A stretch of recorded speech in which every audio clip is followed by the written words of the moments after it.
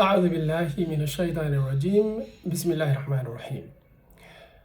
My name is Sufyan Sheikh Ahmed. I'm the leader of TAAKEEYE political party, and today we would like to discuss with our listeners the unfolding war on Ukraine that Russia had declared on Ukraine.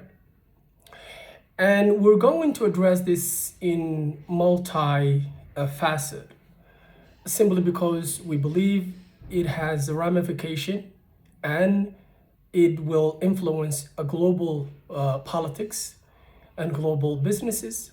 And we also believe that it has a consequence on Muslim world, and specifically on Somalia, which is our country that we're actually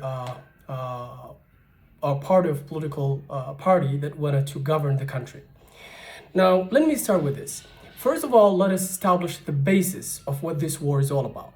The basis of the war on Ukraine that Russia is waging right now is about religion, it's about ideology, it's about war between democracy and non-democratic country.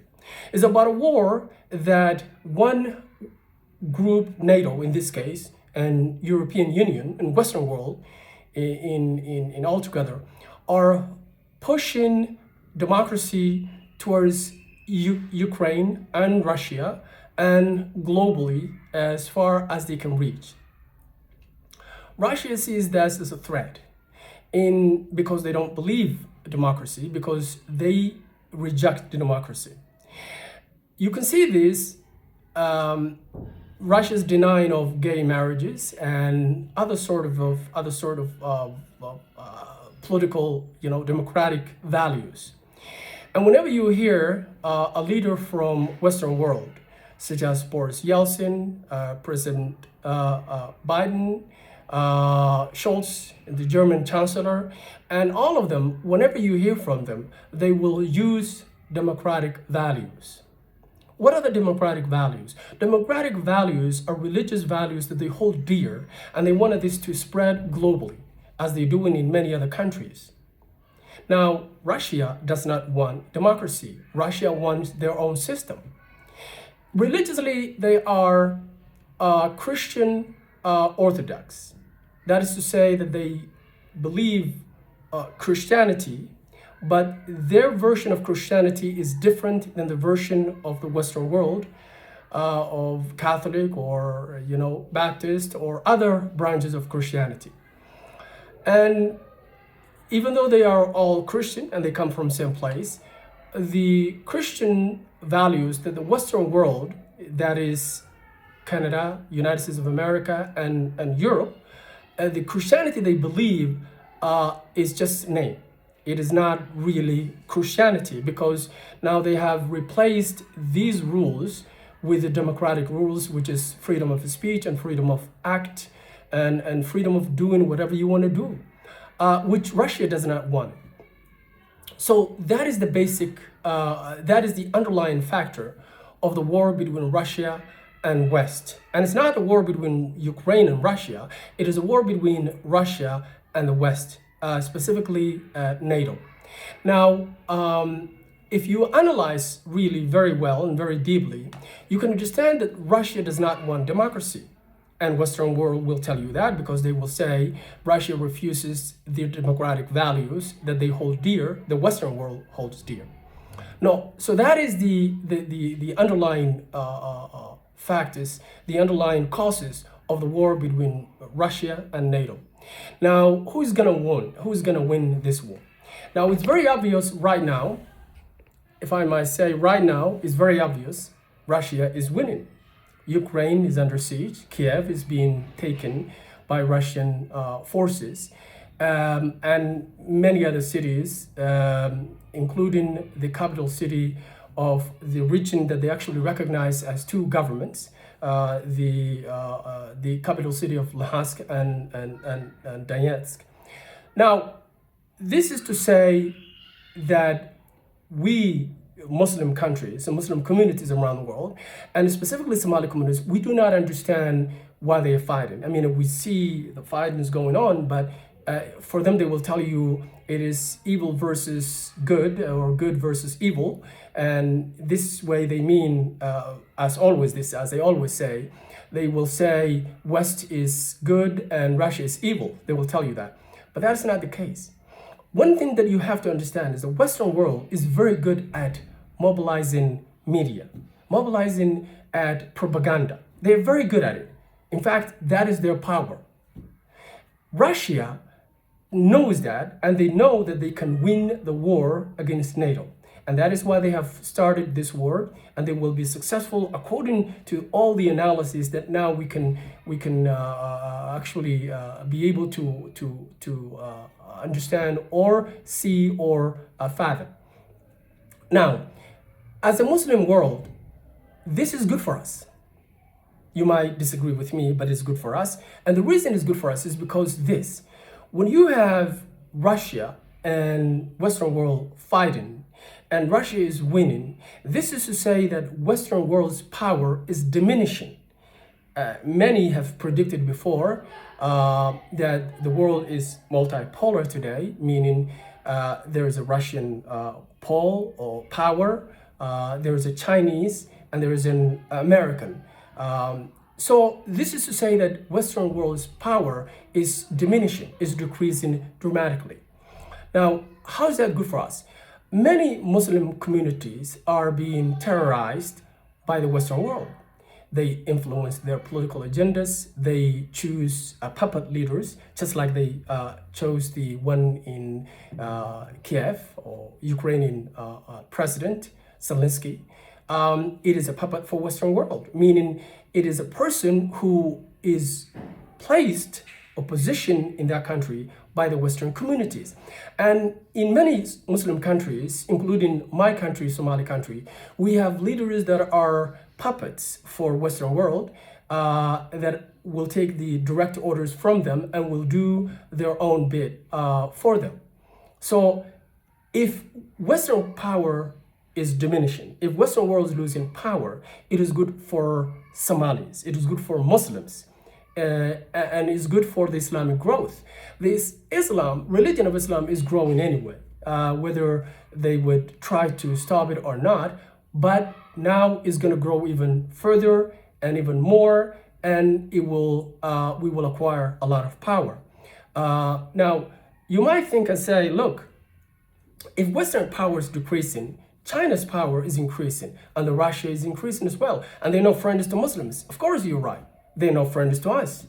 But when there is a three players, multipolars, you can expect that there will be other players, Muslim players, that would actually be able to sway the power one way or the other.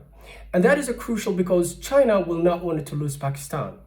And Russia would like to have Muslim friends to sway the power to their side, because this is a power struggle for between the three, Russia, United States of America, and China. So that is a card that any political savvy will be able to play, and I'm sure there are a lot of Muslim political savvy that will play that card very well. Now let us come to Somalia.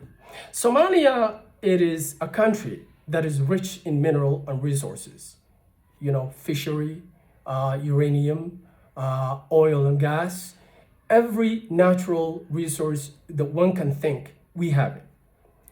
And thanks to Allah. But we cannot develop. And that is why Western world is always, almost all the time, is trying to influence our country and to install a puppet leader so they can extract those natural resources and benefit from it. Now, let me say this. This scenario, this war that is now being played in faraway regions between Russia and Ukraine, it is good for us. Because when the power of Western world decreases, our power, in retrospect, increases. Even though we don't have a power, but we will be able to conduct our business a little bit more freer than we were before, this war is won by Russia, and the Western world's power is dramatically shown to the world that is decreased. So that's good for us. And any political analysis that you actually draw from any other place will tell you that that this is good for any country that was strangulated in many different ways by the Western world. So this is good for us. Now, I'm gonna follow this with a little bit of warning for those who still believe that the Western world wields a huge power. They are not, and I will caution for my fellow Somalis who think that they actually, for them to be friends of West is going to benefit from them. I will caution them not to do that. I will ask them to be as Somali as possible as you can. Work for your country, work for your religion, defend your country, and feel for your people, as we Talakunol always will say. It is really great to have done this video for you guys. I hope that you will benefit. I hope that you will realize that we Somalis, the global political shifts will have an influence for our lives, for our country, and how we conduct our business. So in conclusion, I will say this. The only safe place that any Somali person can be is to be believing that the only constitution that is correct, that is right, and that is complete is Islamic constitution. If you believe any other constitution, it is a matter of time when you will lose. It is a matter of time. If you don't see it here, you will see it in hereafter, akhirah. Of course, there's no doubt about that. But I'm afraid that a lot of people, a lot of Muslim societies who would think democracy is good for them, and it is not. Democracy is a religion. It espouses a lot of rules. It espouses gays and lesbians, homosexuality. It espouses thievery. It espouses sabotage for one's business. It espouses that anyone who has a power can control the rest of the world. It espouses a godly way of manipulating people's lives. And that is not good, and that is not something we want. And that is against our Islamic religion. So I'm going to caution you, please follow your religion, be a good Muslim, and you will win here and hereafter. You will win in this life. You know, most of you will afraid. You know, what are you afraid of? You're going to die anyway. You're going to grow old, decrepit, and then you will die. Sooner or later, even sometimes before you even reach that age. So you're actually thinking that it's good, you know, to continue to afraid so you don't have to die. You will die your time, without a doubt. So do not try to live a life of fear and try to solve equations and problems you cannot solve, because you cannot elongate your life. You cannot live longer than you're supposed to, and you cannot change this world. But you can do one thing. If you become truly good Muslim person, you will be able to have a power that no one possesses in the universe. And the power I'm talking about is the power of will, the power that will change lives, the power that will make you a great person, even if they kill you or you die because of it, but you will be still a great person. You will live great and you will die great. May Allah bless you. Assalamu alaikum wa rahmatullahi wa barakatuh.